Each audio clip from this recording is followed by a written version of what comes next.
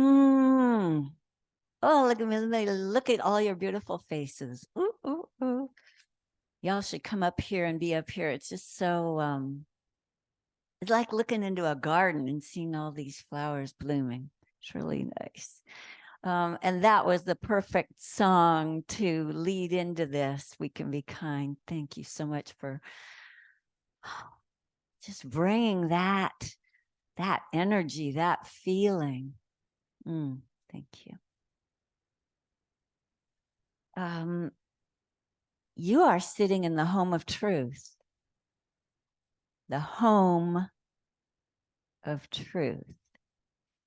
So I'm gonna invite you to go within, because I want you to sort of ponder the question of, where is it that you belong? Where is it you belong? So this is a poem that I wrote yesterday. And you can just go inside or however you want to receive it. Somewhere deep in my innermost chambers, my heart lets out a howl of longing. Longing for my youthful innocence, long ago lost or trampled or dried to dust and blown away. Longing for my plucky youthful spirit of adventure, daring the world to show itself, to challenge me, dazzle me. Longing for my youthful body, supple, strong with soft, smooth skin.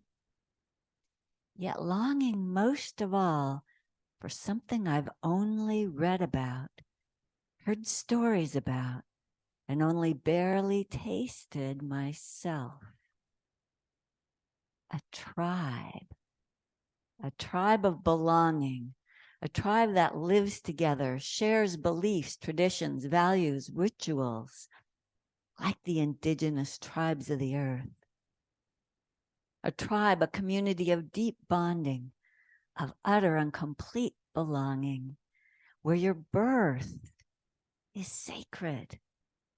And from the moment of your birth, there is no question about fitting in, no question about being accepted as you are, no question about whether you belong, where your very existence is heralded with great joy, heralded as a great gift, where you are welcomed into a community of unparalleled support, one for all and all for one.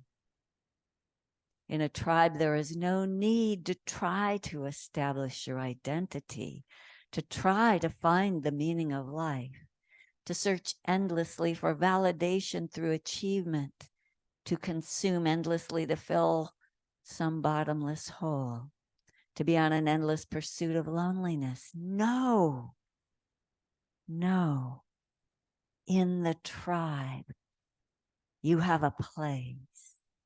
You know your place. You are welcome. You belong. You are home.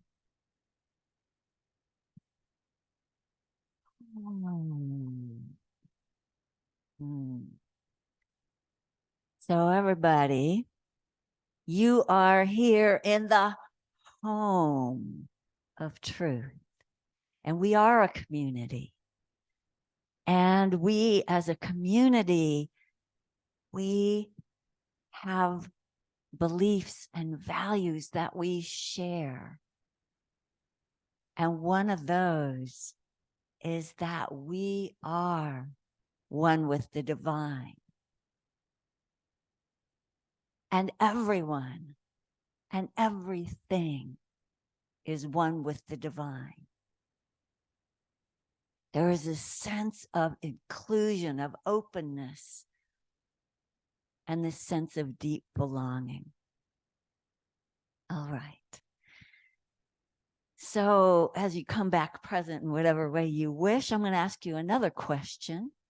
This was a question that our former minister, Reverend Jasmine Schaefer, once said was asked of her by a friend.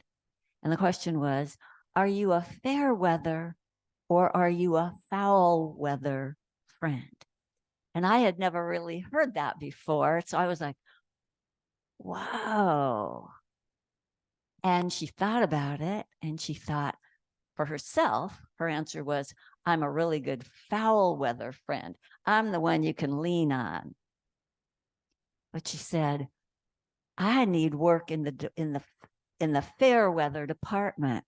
I need work in the department where I'm full of love and happiness and joy, and let's celebrate and let's be together and let's take a hike or let's do a walk or let's do this.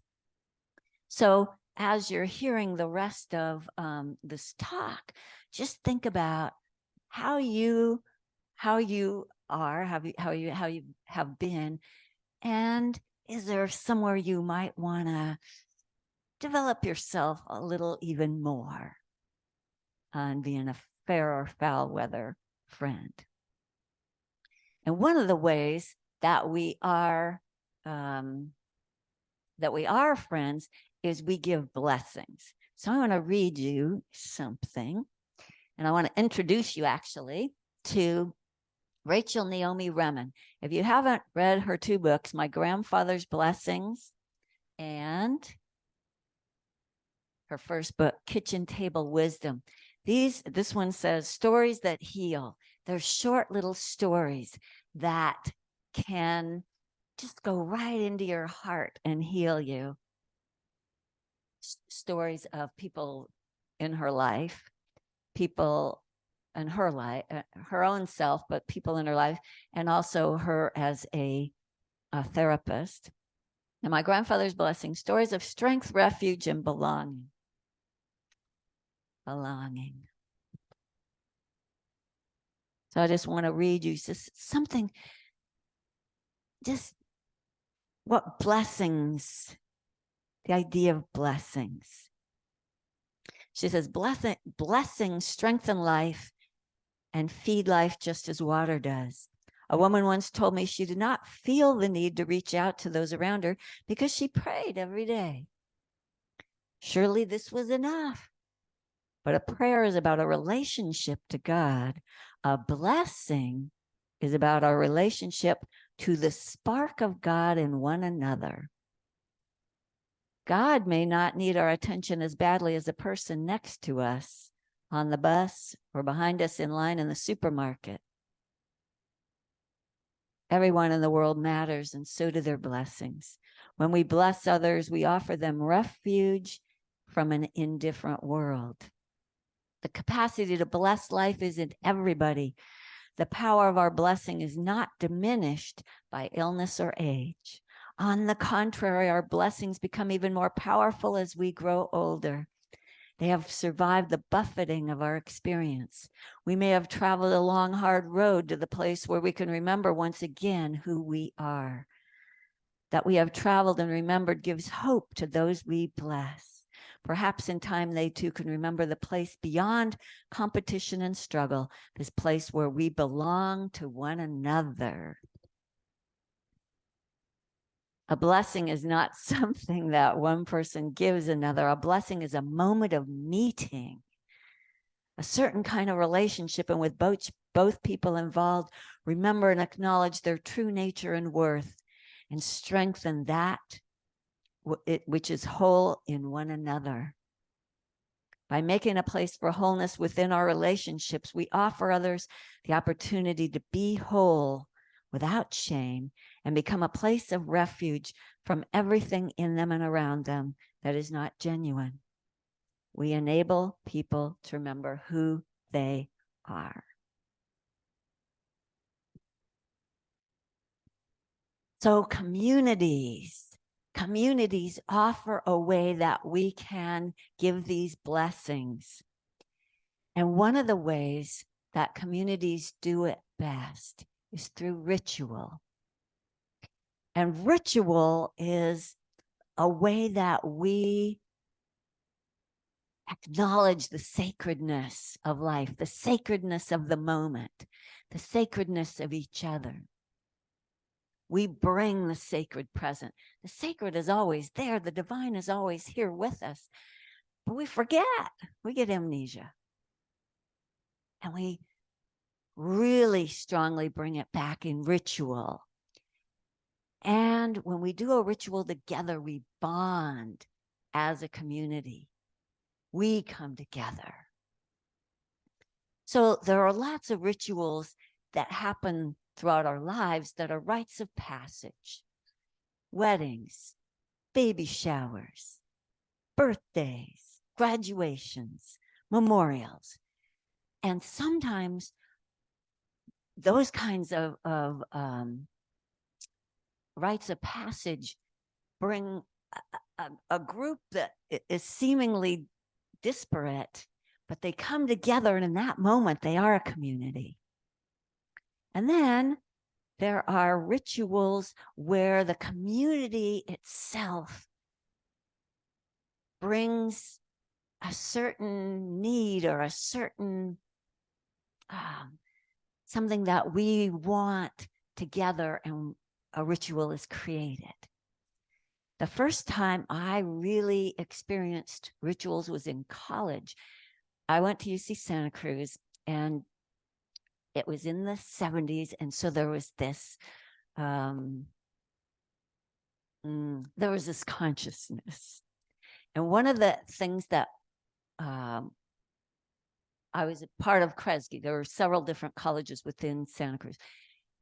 They wanted to create a sense of belonging and a sense of you're not just on your lonely academic journey. There's a sense of belonging. And they created kin groups where we came together as kindred spirits. Our kin group met twice a week. And then all the different kin groups met as a clan once a week. And during that time, we had several rituals, and one of which was we would do community building for the first half hour, and then the next hour and a half, we did our learning about whatever topic we were learning. And we would do a ritual. We would light the lamp of learning. So we had this lamp, and we would come and we would light it, kind of like we light our candles. There's this moment of the light that we light in ourselves, that we light in the world. Now, we also, in my kin group, I can't remember what it was, that there was somebody in the group that was going through a really difficult time emotionally. And we decided we needed a ritual to support that person. So we created a little ritual. We created what we called our power necklace. Everybody brought something to put on it that represented their energy, their support, their love. And Lisa that strung it together and made this power necklace. And what we would do when, for this person, and then it was for anybody that needed it after that. So the person got to stand, and we put the power necklace on them. And one by one, we came and stood and put our hands like on their back or somewhere and said, "This is Cathy. I am here with you." And so this person and each person, they didn't come and then go. So that at the end, this person had all this support touching them all around them. And we said, "We are with you in whatever you're going to experience." That was a powerful ritual. And that informed something that my husband and I did at our wedding. We decided we wanted to create a sacred wedding necklace, in which we had a small wedding. We had only 21 people. We later did a big celebration a month later, but we did a small wedding of our closest friends and family. And we asked each person to bring an item that represented their love for us. And we wanted this necklace to represent how Our love was enfolded in all this other love. And here it is, back from 1987.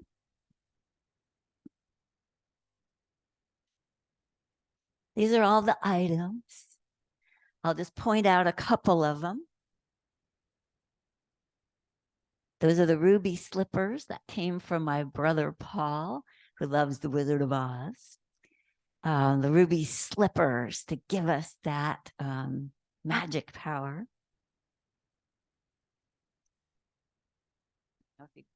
I don't know if you can see it. A little rocking chair. This was from my friend Charlene, who said that when she and her boyfriend were getting together and they were spending more and more time at each other's house, and she was being more and more at his house, and he once asked her, "How will I know when you finally have arrived with me?" She said, "I'll move in my rocking chair." So she brought us a little baby rocking chair. And this was from my mom. This has a little house carved into this little wood. And she said that she wanted us to have our own home. And in 1998, she came up here and we bought a home together. So that little house became our house. So these are just all items. They lived in our bedroom for a long time. Now they're in our living room, but they just represent all the love of these people. And it was just a beautiful ritual when each person got to present their item. It just was a ritual speaks the language of the unconscious mind, this part of us that's deep and mysterious and part of the divine. And ritual speaks that language. So I just want to tell you about a few other rituals that I've been part of. In the Home of Truth, when Owl Snake, Robbie, was doing our services, we would honor the 4 directions. We also did it when Teresa, we did some goddess groups. We would honor the 4 directions, the north, south, the east, the west, and the powers of each of the directions. It was something we would all do together. In Native American, they honor the directions. And they smoked the peace pipe that they pass around so that everybody has that connection into that wholeness, that oneness. They also pass a talking stick for each person to talk.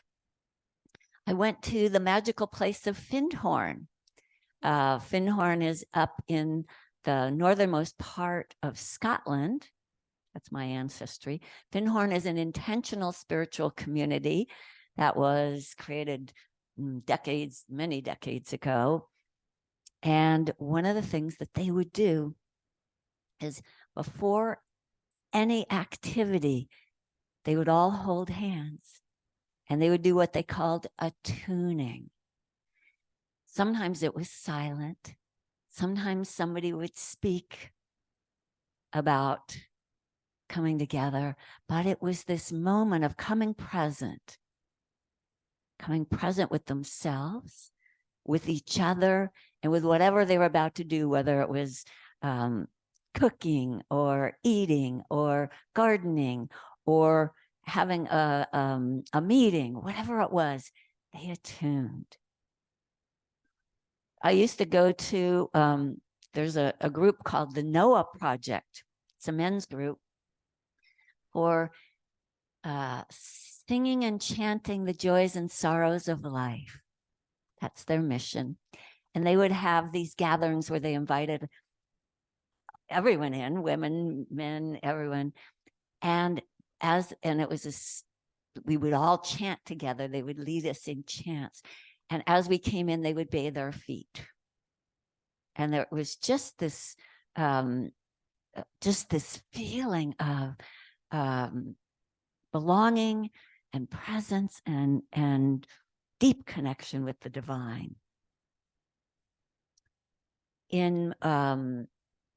I took a class called Real Voice, which is about how to sing out your emotions. And often, a lot of it, we didn't use words. We just toned, we sang tones. Sometimes one of the things we did that I loved is we would form a bass toning. So everybody would be doing their like that. And then somebody would sing on top of it. And then somebody else would sing on top of it. So you would have this support beneath you of this tone, and then somebody would, whatever their emotion was, sometimes it was sorrow, sometimes it was joy, sometimes it was anger, whatever it was, we would just sing it out. And as it came to it, one person, she had a miscarriage and she had deeply, deeply wanted this baby. And so what we did is a ritual. And that person, we had them, they got to lie down and we would sing them their name over and over again. So I don't remember what her name is. I'll just do my own. It would be like, Cathy, Cathy, Cathy, Cathy, Cathy, Cathy. And you would have all these people around you just singing your name. And it was just this most sweetest, most loving ritual. And then whenever anybody else had something, we would do that.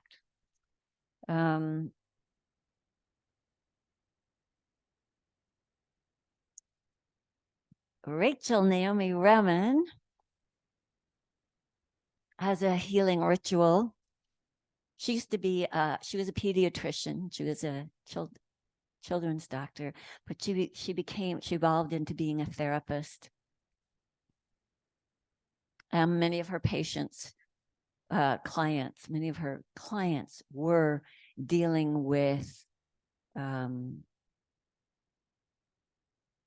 intense medical issues. And so she created the healing stone ritual. The healing stone ritual is the person that wants support, and maybe they're going to have a surgery, maybe they're going to have a some kind of procedure or something that they that's going to be challenging. It's going to be difficult. And they want the support of the people around them. They want the support to be with them. You can't go in the OR. You can't be with somebody every second. But how do you know that the people there are supporting you? So the healing ritual was to have this person would choose a stone, choose this little group of people that they wanted to have there to support them. And then the stone was passed from person to person.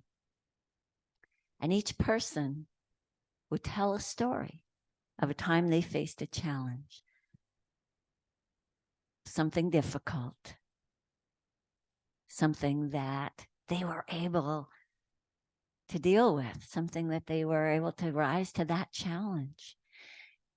So the person would tell their story and then say, and the thing that got me through that challenge was, maybe it was love, maybe it was strength, maybe it was inner guidance, maybe it was humor, maybe it was trust, maybe it was peacefulness.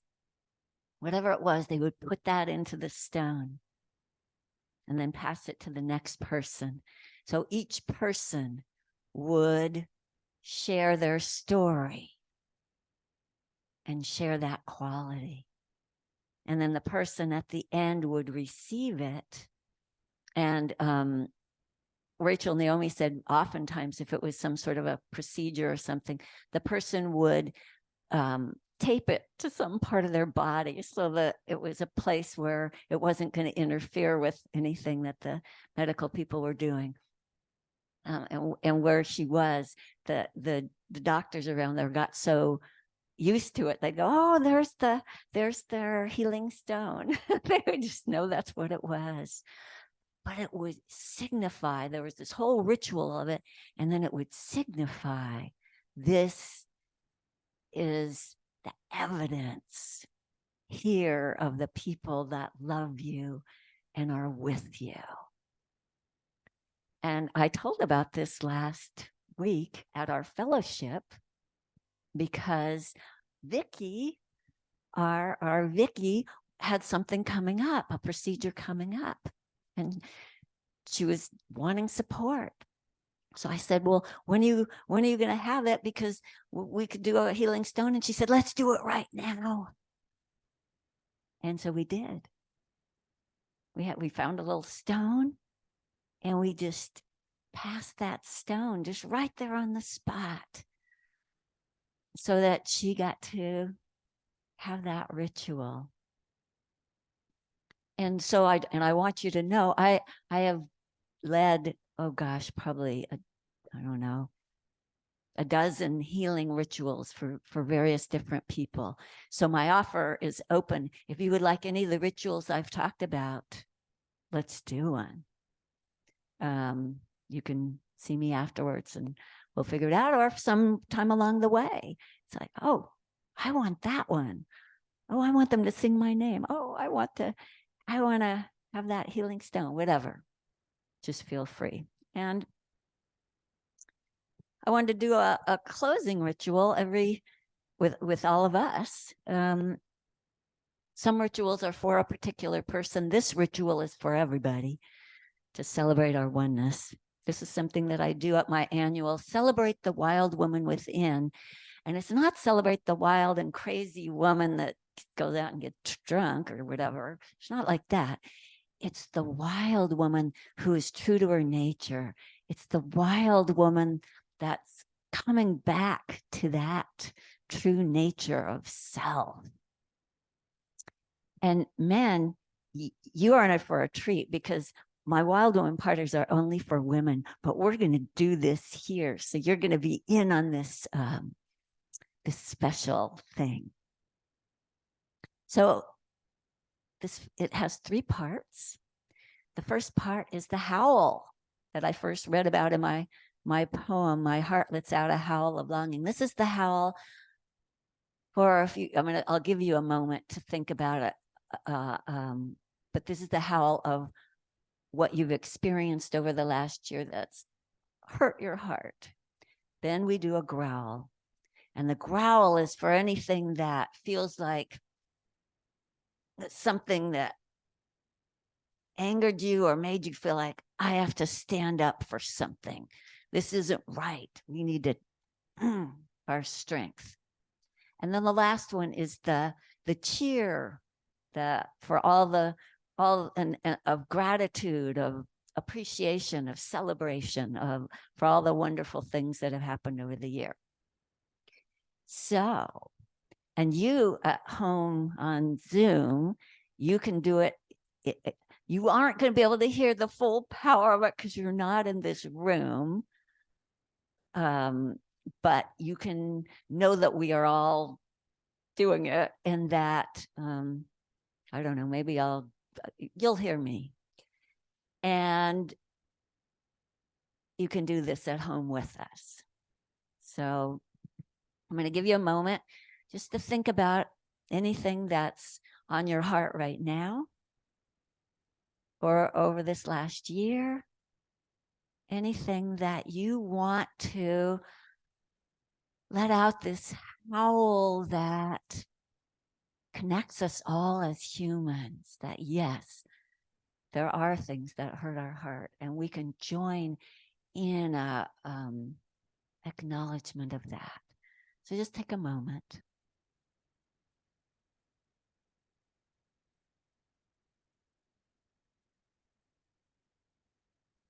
And so it's just going to be we're going to just all, and you can have your eyes open, closed, whatever feels right. We're just going to howl for a moment. You can give a few howls. You can howl as long as you want. And then as the howls just sort of naturally come to a close, that will be the howl. And here we go.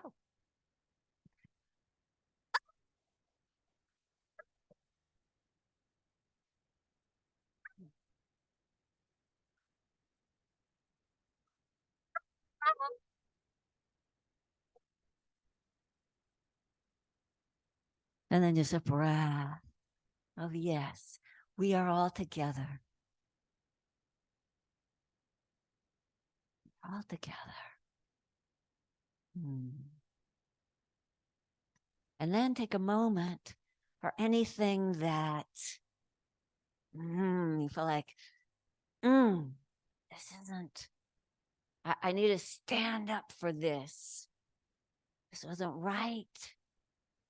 Anything that brings up, this is the ranting time. This is the time of, just take a moment, think of anything in the present or anything over this last year where you want to take a stand.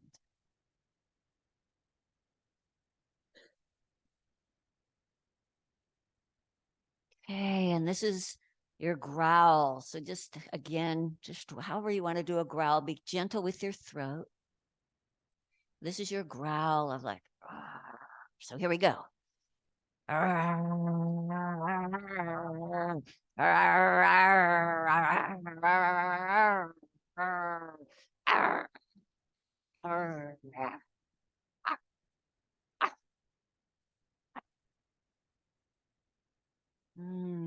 just a little breath. A little swallow of love to your throat. Yeah.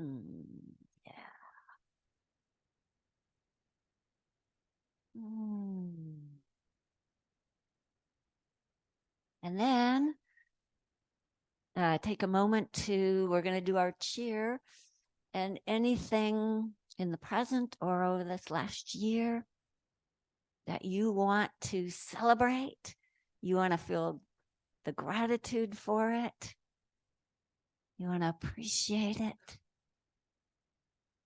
celebrate. We're just going to, woohoo, or however whatever kind of cheer you want to do, whatever kind of,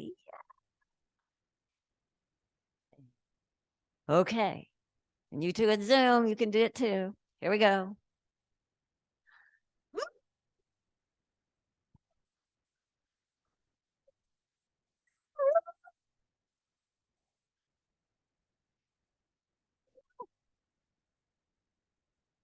All right. Take a breath and just.